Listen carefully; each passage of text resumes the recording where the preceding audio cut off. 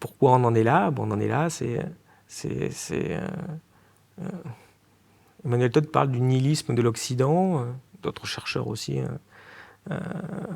emploient ce mot-là aux États-Unis.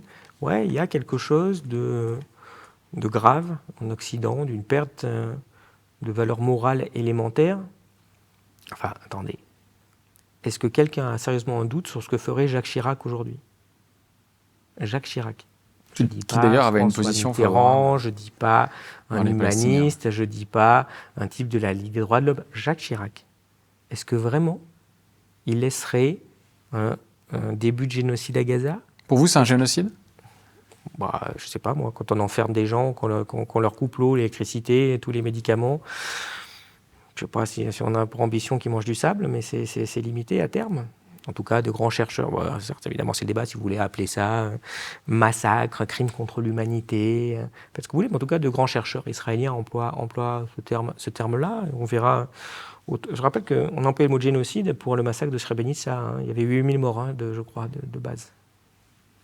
C'est le droit international, en fait, qui fait ça.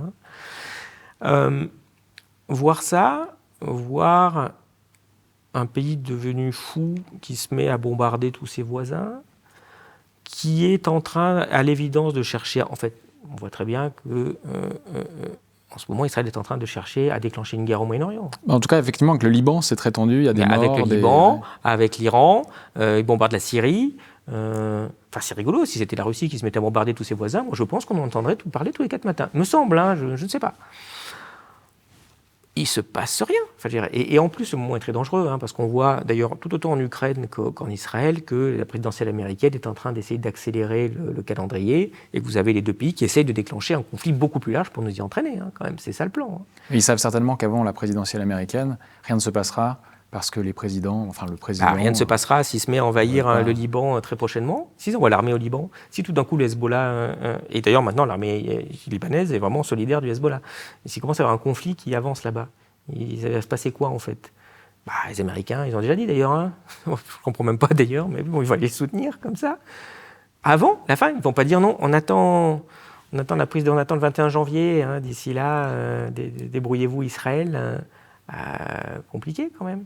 Et donc, on est dans la main de gouvernements complètement fanatisés, dangereux, qui violent le droit international, mais toutes les 14 minutes, et pas un petit peu, c'est pas j'ai mordu la ligne jaune, là, je suis quand même sur la 3e file de l'autre côté, là, quand même.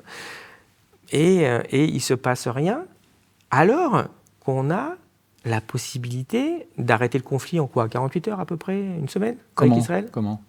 Vous faites un embargo immédiat sur tout. Comment? Super simple.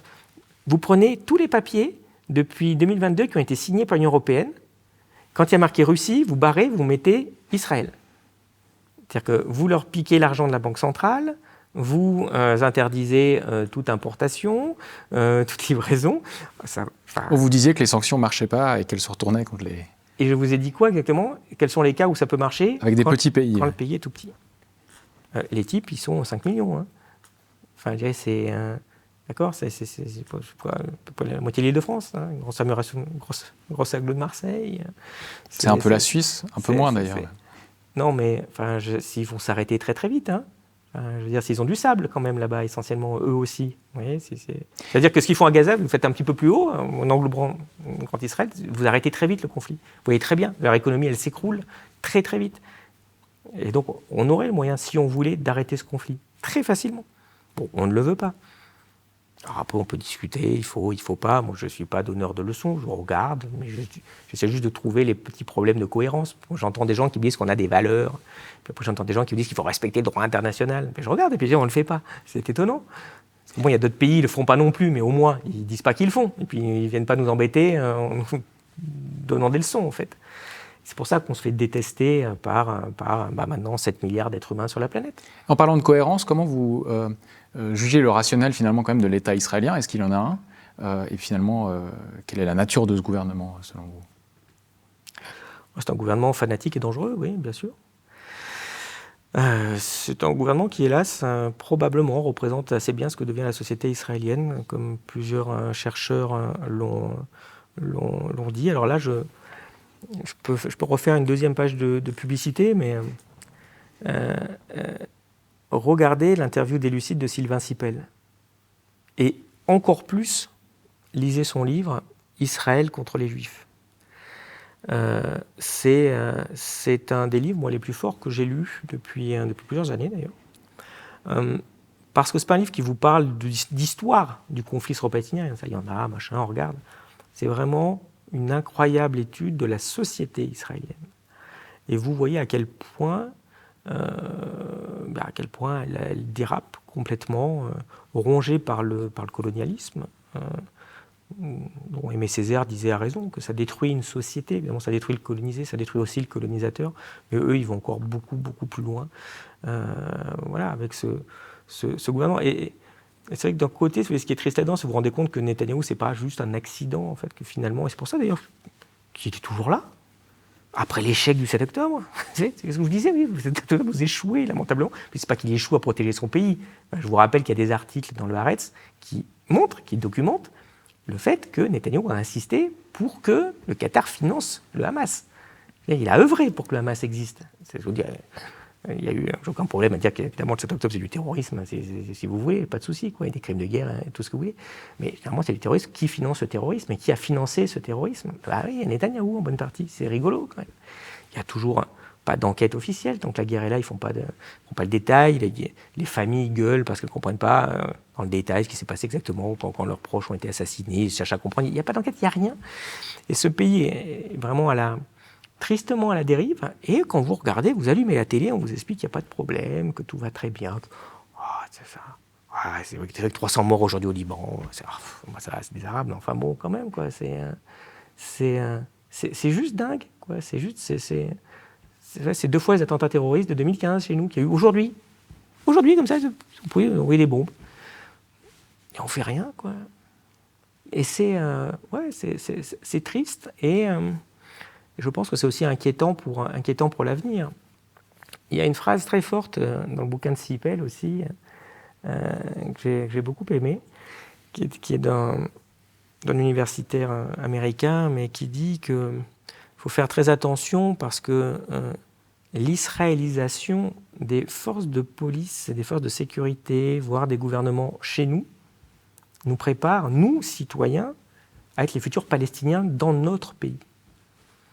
Et si vous regardez pourquoi autant de gens, finalement, très durs, très violents historiquement, qui viennent des courants politiques très peu démocratiques de l'histoire, se précipitent tous en Israël, vraiment la terre promise, vous comprenez qu'il y a quelque chose là-dedans en termes de façon de mater les populations, de détruire la démocratie, qui est un sacré exemple pour ces gens-là. Oui. C'est vrai qu'ils sont très en avance aussi sur les technologies de surveillance. Ça fait partie, il y a tout un chapitre là-dedans, sur le bouquin de Sipel aussi, qui montre qu'Israël se sert de ses capacités finalement à espionner n'importe qui, pour vendre ces technologies à des gouvernements qui vont leur permettre d'espionner secrètement leurs opposants, etc., ce qu'ils ne peuvent pas faire avec forcément facilement les structures officielles de l'État, même de leur État quand ils sont au pouvoir, quand ils sont encore un peu démocratiques, et que ça fait partie un peu du gros deal avec Israël d'avoir ces technologies, comment ça s'appelle, c'est ça, Pegasus, pour espionner les gens. Donc, il y a tout un complexe comme ça.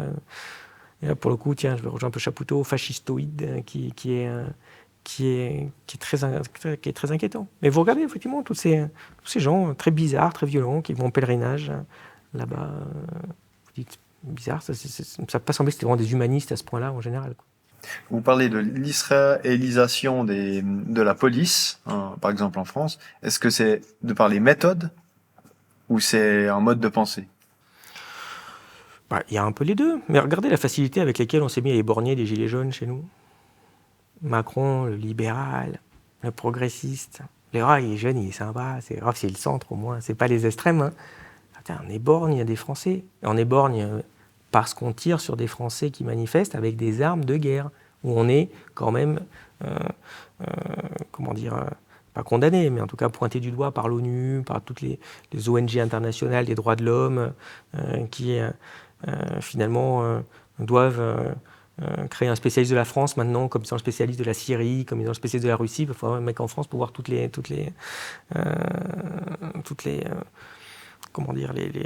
attaques contre les droits de l'homme en France. Et aujourd'hui, moi je connais plein de gens qui me disent, moi je ne vais pas manifester, j'ai peur. On n'est pas à l'abri de se prendre une arme.